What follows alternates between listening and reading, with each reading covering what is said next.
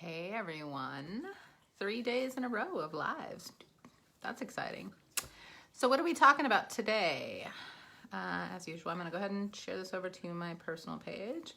But I wanted to talk today about following our dreams and really, hold on just a second, really go into like why it's important and how we can do that and all the good things around that.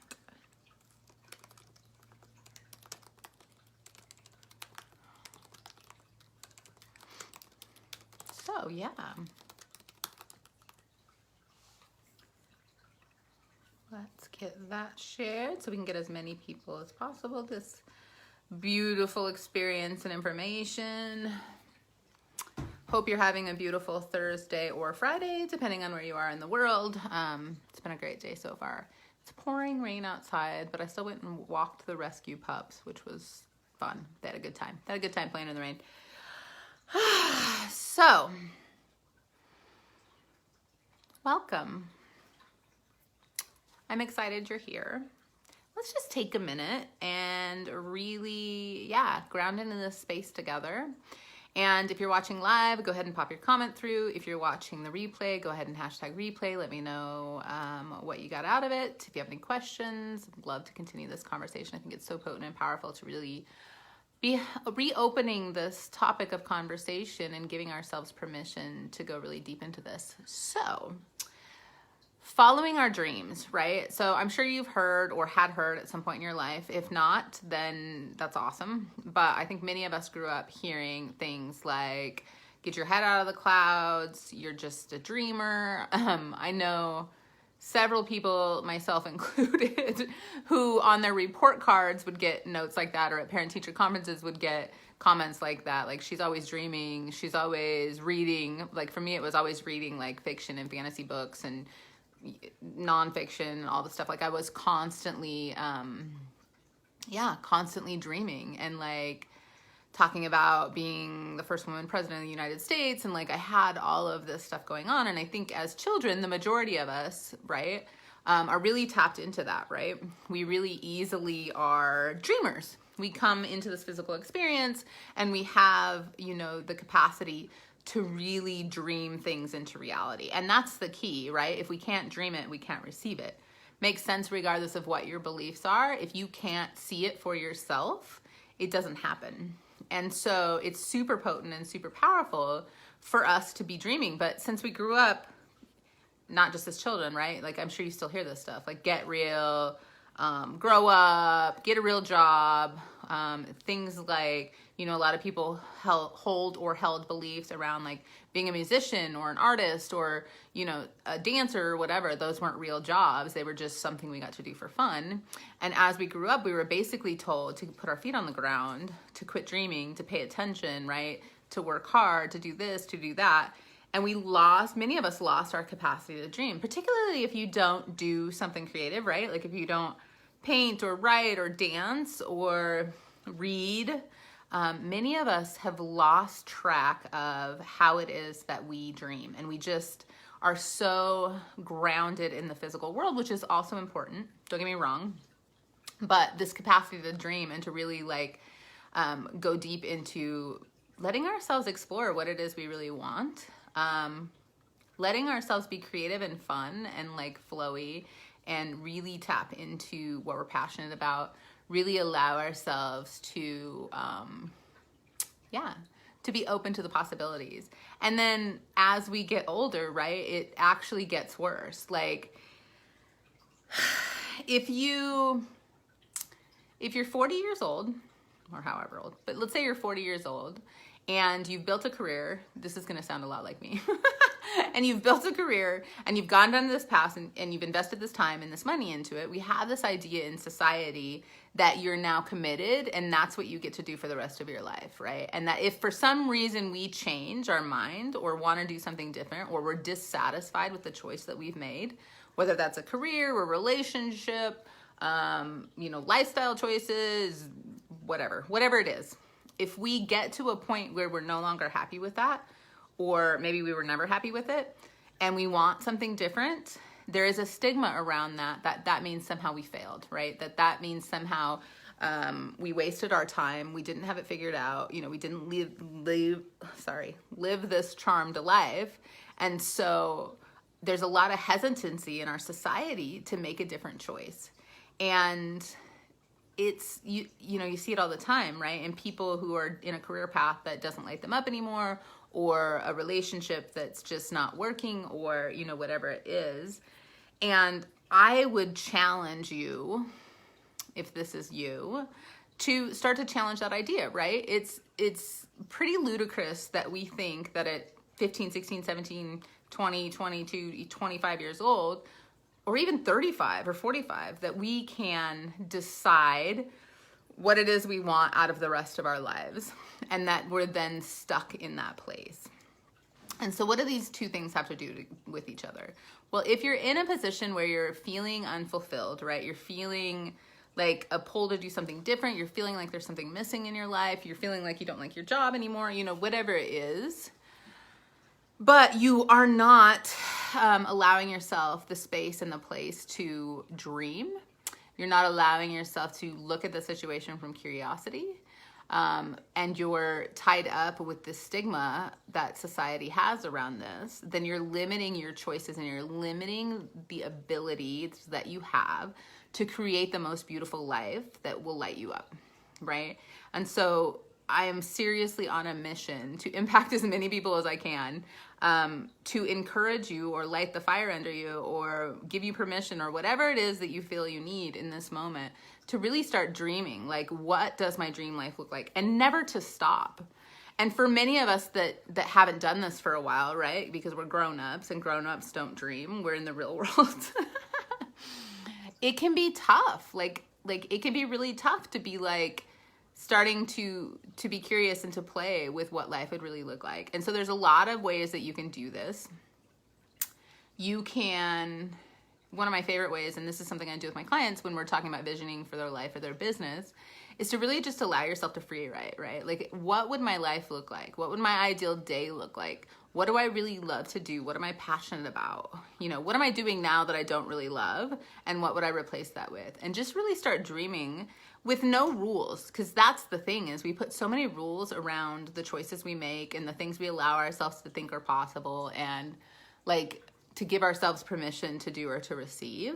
But when you start to come at this from curiosity, right? Not super heavy energy of I have to figure it out, or, you know, I have to create this perfect life that somebody else thinks is perfect. But when you come at it from curiosity and say, actually, I'm really curious about what lights me up. And as you're writing, you can feel it in your body, or you can feel it in your head. You know, you'll feel a lightness, you'll feel excited, you'll feel giggly, you'll feel passionate, you know, whatever it is, you'll feel a connection to those things that are really important to you and really feel good to you. And if you do this on a daily or, you know, some sort of routine basis, it's like working out a muscle, right? Like the more you do it, the easier it gets, the more you get to dive into it. So I would just encourage you to really, really, really go into that. If you're someone who is having those feelings of being a little unfulfilled or thinking there's more to life or whatever, and you're just not sure where to start. And I'm getting so excited about it, I'm totally out of breath because I love this stuff. So one of the other things that's really important for us to be able to like dive into this and to be able to really create like this life that lights us up is the environment we live in and the people that are around us. And the reason this is so important is because if you're surrounded by people who are telling you like that's not realistic, or you need to get real, or even if they're not saying it to you, but their self-talk, their talk about other people is very unsupportive of things like that, then you're probably going to be a little less able to really dive into that, right? But if you surround yourself with people who are super supportive, who believe that anything's possible, who can really get behind your vision if you share it with them, right? Like people who see what's possible and who really create that like supportive environment to really light you up, then you will be more likely to go deeper into this, to take the action steps you need to take to really create this life, to start moving towards this new version of you and this new life, right? And they will reflect back to you all people will reflect back to you.